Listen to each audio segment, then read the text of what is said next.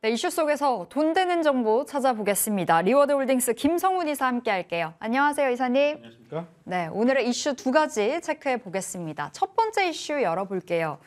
자, 한국전력 투자 포인트 잡아보려고 합니다. 최강 한파가 몰아치면서 전력 수요 최고치 찍었다고 하죠. 지금 전기요금, 가스요금 인상 불가피하다라는 소식 나와주고 있는데 이 기대감으로 한국전력 들어가 볼 수 있을지 궁금합니다. 근데 사실 꽤나 많이 올랐어요. 좀 이 요금 인상에 대한 기대감이 선반영된 건지도 한번 여쭤볼게요. 네. 일단은 이전 정부에서 탈원전 정책을 펼쳤었죠. 그러면서 이 원전 가동이 뒤로 밀리게 되었습니다. 동시에 한국전력의 적자 폭이 상당히 큰 폭으로 확대가 된 것은 우리 모두가 다 알고 있는 사실이고요. 여기에 더해서 러시아와 우크라이나 전쟁으로 인해서 이 원자료 가격이라고 할 수 있겠죠. 이 원유 가격이 폭등하면서 이런 적자 폭이 조금 더 확대가 되고 있는 상황입니다. 일단 2023년이죠. 내년부터는 전기 가격이 뭐 현실화하는 표현이 맞는지는 모르겠습니다만은 전 세계에서 우리나라가 전기 가격이 그래도 싼 편에 속하는 것은 맞는 것 같습니다. 그렇기 때문에 이 전기 가격에 대해서 현실화를 하는 어떤 방안이 충분히 진행이 될 거라고 보여지고 있습니다. 다 또 중요한 게 이 정부 입장에서는 한국전력이 안정화가 되어야지, 즉 다시 말해서 한국전력, 한전채라고 하죠. 한전채 시장이 한전채가 완전화가 되어야지 전체 채권 시장 역시도 안정화가 될 가능성이 높기 때문에 이 한국전력 정상화에 상당히 총력을 기울일 가능성이 높아 보이겠습니다. 여러 가지 이슈들이 있습니다. 일단 한국전력 사채 한도 발행, 이 상향폭이 일단은 뭐 아직까지는 확정이 되고 있지 않습니다만은 통과가 될 거라고 좀 보고 있고요. 여기에 더해서 이 S&P 상한제라고 있습니다. 자, 이 부분에 대해서도 간단하게 말씀을 드리게 되면은 여러 민간 발전 자회사들이 있습니다. 약 400여 개가 넘고 있는 상황인데요. 쉽게 말해서 한국전력이 직접 모든 전력을 생산하는 것이 아니라 여러 민간 발전 자회사에서 생산한 전기를 한국전력이 비싸게 사와서 기업과 개인들에게 싸게 공급을 해주기 때문에 당연히 적자 폭이 그동안 늘어날 수밖에 없었던 상황이겠죠. 자, 그렇기 때문에 과거부터 지금까지 소위 민간 발전 자회사들은 상당히 큰 폭의 영업이익과 수익을 취해왔었던 것이 사실이었습니다. 그런데 여기에 일단 제동을 걸겠다는 것이겠죠. 당연히 이런 소위 민간 발전사들은 반발하고 있습니다. 뭐 전력 품질이라든가 여러 가지 전력 수요가 불안정해질 수 있다라는 여러 가지 이유를 들고 있습니다만은 글쎄요, 중간에 어떤 입장에서 봤을 때는 그동안 취해왔던 그런 폭리표는 그렇습니다만은 충분한 영업이익을 봤을 때는 이런 어떤 한국전력의 전기료 인상을 위해서 S&P 상한제가 도입이 될 것은 아무래도 어떤 피할 수 없는 방법이지 않을까 싶습니다. 자, 그렇다면은 이렇게 되면 킬로와트당 30원 정도의 어떤 요금 인상을 기대해 볼 수 있는데 이렇게 되면 내년에 우리가 한국전력 쪽으로 기대할 수 있는 영업이익이 무려 30조 원 이상이 될 가능성이 높습니다. 저는 이게 정말 중요하다라고 생각을 하는데요. SK하이닉스 영업 적자폭 상당히 큰 폭 확대가 될 것으로 나오고 있고요. 삼성전자 역시도 마찬가지입니다. 현대차도 비슷할 것 같아요. 코스피 전체의 영업이익이 상당히 큰 폭으로 감익이 될 것 같은 상황에서 한국전력이 만약에 30조 원 이상 영업이익을 다시 말해서 더해준다라면은 전체 코스피의 감익 부분을 충분히 상쇄할 가능성이 높다. 이렇게 되면은 내년 우리 시장에서 대형주를 좋아하시는 분들의 입장에서는 한국전력이 상당히 좋은 대안주로서 부각이 될 가능성이 높다라고 생각이 되기 때문에 지금 바닥에서 어느 정도 올라왔다라고 생각을 해볼 수 있겠지만은 우리가 월봉 차트로 보신다면은 바닥에서 살짝 올라왔습니다. 내년까지도 충분히 여러분들이 관심 있게 한국전력 더 나아가서 한전 KPS 같은 종목도 같이 엮어서 보셔도 좋을 것 같습니다. 예, 한 10월 중순 16,000원 찍고 지금 21,000원 선에서 한국전력이 등락을 하고 있어서 좀 많이 올라왔나 싶었는데 아직도 고점 대비해서는 진짜 미미하게 올라와 있는 숫자이다라고 말씀을 주셨습니다. 한국전력, 한전, KPS까지 계속해서 관심권에 둬보도록 하겠습니다. 자, 그럼 저희 두 번째 이슈로 넘어가 볼게요. 오늘의 두 번째 이슈. 열어보겠습니다. 역시 오늘 다뤄봐야 될 이슈겠죠. 리오프닝주 이제 드디어 가속 페달을 밟을지 좀 이야기 나눠보겠습니다. 중국 당국이 이제 입국자 시설 격리를 폐지한다라는 소식이 전해지면서 진짜 확실히 뭐 제로 코로나의 종식을 좀 선언한 것 같은 그 분위기가 퍼졌습니다. 네. 오늘 리오프닝 전방위적으로 좀 강한 상황인데요. 어떤 쪽에 좀 주목을 하시나요? 네. 일단 그동안 이제 중국도 리오프닝을 할 것이다라는 기대감은 충분히 시장에서 알고는 있었는데 오늘이죠. 중국 당국에서 코로나19의 방역 등급을 공식적으로 하향을 했고요. 공식 명칭에서 폐렴이라는 단어도 삭제를 했습니다.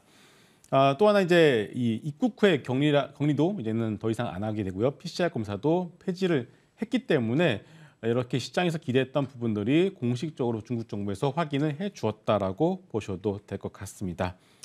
물론 지금 현재 중국 내부로 본다면은 코로나19에 대한 부분들이 피크를 치고 있습니다. 우리나라도 마찬가지였었죠.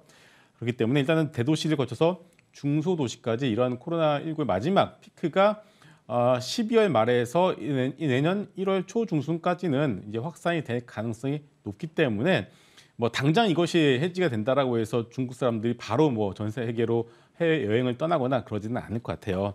결국 이제 경제 정상화의 분기점이 내년 춘절이 될 가능성이 높다라고 여러분들이 보시고서 조금은 약간 좀 텀을 길게 좀 긴 호흡으로 중국 리오프닝에 관련된 부분들을 보실 필요가 있다라는 점을 다시 한번 말씀을 드리겠습니다.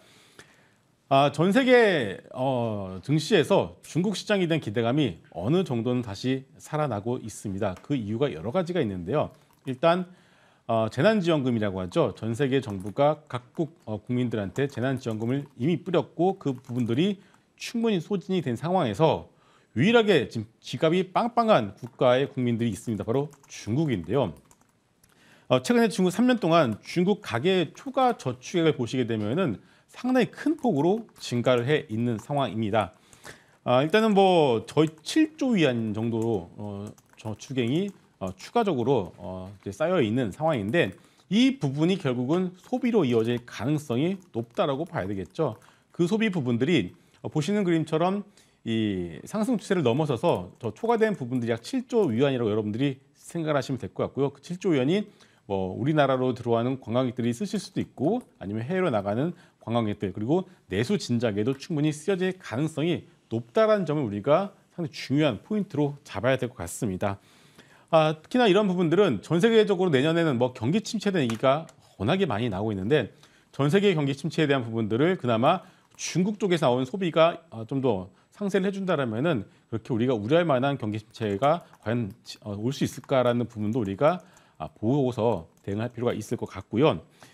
또 하나가 이제 중국 내부에서도 이제는 고가 소비 그리고 중저가 소비 이렇게 나누어서 여러분들이 보실 필요가 있을 것 같아요. 중저가 소비라고 한다면 대표적으로 오늘 시장도 우리 화장품 주식들이 상당히 큰 폭으로 올라가고 있는데 화장품 주식도 어떻게 보면 중저가 소비의 대표적이라고 봐야 될 것 같고요. 고가 소비의 어떤 대표 섹터는 카지노라고 보셔도 될 것 같습니다. 자, 그렇기 때문에 뭐 카지노부터 해서 뭐 화장품 이런 섹터들의 경우에는 여러분들이 일단 뭐 단기적으로 오른 부분들이 있습니다만은 본격적으로 중국 국민들이 지갑을 아직 열지 않았다는 것을 봤을 때 그런 기대감들은 내년 춘절까지는 충분히 가져가 볼 수도 있을 것 같다라고 정리하겠습니다. 예, 본격적인 그럼 리오프닝은 이제 내년 춘절이 되겠네요. 많이 올랐다라고 역시나 좀 생각을 했었는데 여전히 아직 갈 길 멀다라는 관점에서 긍정적인 답변 주셨습니다. 자, 그럼 이사님 카지노, 화장품, 항공 등등등 그 안에서의 탑픽 네. 예, 바라보시는 종목 있을까요? 앞서도 말씀을 드렸지만 일단은 제가 준비한 자료가 하나 더 있는데요. 중국 웨이보에서 이런 설문조사를 했습니다. 만약에 팬데믹이 풀리고 자유롭게 해외를 왕래할 수 있다라면은 어느 국가로 여행을 가고 싶냐라는 그런 설문조사를 했는데 보시는 그림처럼 1등이 태국이고요, 2등이 그리고 일본, 3등이 한국입니다. 태국, 일본은 우리가 어느 정도 예상을 할 수 있었고 한국이 3위로 올라와 있다는 점도 우리가 상당히 좀 중요한 포인트로 잡아야 될 것 같아요. 그렇다면 이 얘기는 뭐냐? 인바운드와 관련된 부분들에 우리가 수혜주를 봐야 될 것 같고요. 당연히 첫 번째로는 카지노를 우리가 볼 수가 있고 두 번째는 바로 화장품도 우리가 볼 수가 있을 것 같습니다. 다만 자, 일단 화장품 한번 말씀을 드리게 되면은 중국 내의 자국산 화장품의 품질이 상당히 많이 올라와 있기 때문에 우리나라 화장품 주식들이 최근에 올라가고는 있습니다만은 어느 정도 이 뭐랄까요 상단을 우리가 생각하고서 너무 무턱대고 어떤 추격 매수에 나서는 것은 조금 무리지 않을까라는 말씀을 드리겠고요. 그렇기 때문에 진짜 찐 수혜주는 카지노가 되지 않을까 싶습니다. 왜냐하면은 일단은 카지노는 불안과도 전혀 상관이 없습니다. 소위 말해서 돈이 많으신 분들이 돈을 쓰기 위해서 오는 곳이 카지노이기 때문이겠죠. 그래서 내년에 뭐 경기 침체에 대한 부분들이 있다 손 치더라도 카지노 섹터의 경우는 그렇게 크게 우려할 부분이 없다라고 보셔도 될 것 같고요. 중국뿐 아니라 현재 일본 VIP만 가지고 오셔도 충분히 팬데믹 이전의 수준을 회복을 한 상황입니다. 그래서 물론 주가의 어떤 뭐 퍼포먼스라고 하죠. 변동폭 자체가 화장품보다는 조금 작긴 합니다만 안정적으로 가져갈 수 있는 섹터이라면은 우리가 카지노를 일단 탑픽으로 말씀을 드리도록 하겠습니다. 예, 카지노가 원픽, 탑픽으로 주셨는데 그런데 차트 열고 보면 GKA, 뭐 롯데관광개발, 파라다이스 정말 많이 올랐거든요. 이 안에서 매수해볼 수 있는 종목 있을까요? 네, 순수 카지노 업체라고 볼 수 있는 거는 GKL 이렇게 먼저 보시고요. 그 다음은 파라다이스 그리고 3등주로서는 롯데관광개발까지 이렇게 보시면 될 것 같습니다. 네, 순위를 매겨주셨습니다. GKL, 파라다이스, 롯데관광개발 순위로 흐름 좀 체크해보면 좋을 것 같습니다. 자, 이렇게 머니 이슈 오늘 리워드홀딩스 김성훈 이사 함께했습니다. 말씀 고맙습니다.